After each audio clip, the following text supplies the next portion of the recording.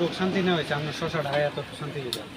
Sir, আপনার মহকুমা এলাকায় 2টা কেন্দ্র রয়েছে, আগামীকাল ভোট, কি প্রস্তুতি রয়েছে আপনাদের?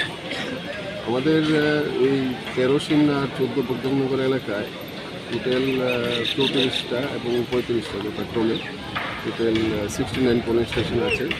এই প্রত্যেকটা পোলিং স্টেশনে ভোটকর্মীরা আজ সকালবেলায় থেকেই যাত্রা শুরু করেছে তাদের পোল টিম এবং যারা সিকিউরিটি আছে তাদেরকে সঙ্গে নিয়ে, এবং এখন পর্যন্ত সবগুলি পোলিং পার্টি তাদের সিকিউরিটি নিয়ে এবং ইভিএম মেশিন নিয়ে ভোট কেন্দ্রের উদ্দেশ্যে রওনা করেছে।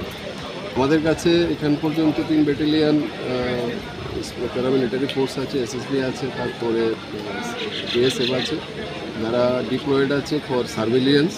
তারা বিভিন্ন পোলিং এলাকা যেখানে নাকি মানুষরা আসবেন যে এলাকা থেকে ভোট দিতে সেখানে তদারকিতে আছেন, এবং পাশাপাশি পোলিং স্টেশনগুলিতে যেখানে হাইলি ক্রিটিক্যালি ইনভেস্ট পোলিং স্টেশনে আমাদের 5 জন করে সিকিউরিটি, বাকিগুলিতে 4 জন করে সিকিউরিটি মোতায়েন আছে। যারা ভোট কেন্দ্রে যখন ভোট চলবে তখন তারা ওইখানে মোতায়েন থাকবে। এখন পর্যন্ত সব কিছু শান্তিপূর্ণভাবেই চলছে, আমাদের কাছে কোনো অপ্রীতিকর ঘটনার কোনো খবর নেই। আমরা আশা করছি সমস্ত ভোটাররা নির্ভয়ে বাড়ির থেকে বেরিয়ে তাদের ভোটাধিকার প্রয়োগ করবে। ভোটারদের উদ্দেশ্যে কি বলতে চাইবেন? ভোটারদের উদ্দেশ্যে আমার একটাই আবেদন থাকবে যে ডেমোক্রেটিক পার্টিসিপেশন হোক, সবাই নির্ভয়ে বাড়ির থেকে বেরিয়ে এসে ভোট কেন্দ্রের উদ্দেশ্যে রওনা হয়ে যথাসময়ে ভোট দিন। সকাল 7টায় ভোট শুরু হবে এবং আমরা সমস্ত রকমের প্রস্তুতি নিয়ে তৈরি আছি, প্রস্তুত আছি। আপনারা নির্ভয়ে আসুন, ভোটাধিকার প্রয়োগ করুন, যেন ম্যাক্সিমাম ভোটার তাদের ভোটাধিকার প্রয়োগ করতে পারে, যার জন্য আমি সবাইকে আহ্বান করছি। ধন্যবাদ স্যার। আপনাদের নির্বাচন প্রস্তুতি এখন পর্যন্ত কি পর্যায়ে রয়েছে? হ্যাঁ, প্রস্তুতি সব ঠিকই আছে।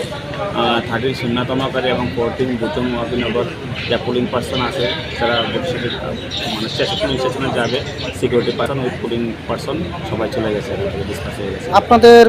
আমাদের রাজ্য পুলিশের সঙ্গে কি কেন্দ্রীয় বাহিনীও রয়েছে? হ্যাঁ, কেন্দ্রীয় বাহিনী এসছে, কেন্দ্রীয় বাহিনীকে আমরা লাগিয়েছি। কেন্দ্রীয় বাহিনী কি সব জায়গাতেই থাকবে নাকি হসপিটালতে থাকবে? কেন্দ্রীয় বাহিনী সব জায়গার মধ্যেই রাখবো আমরা। ধন্যবাদ স্যার।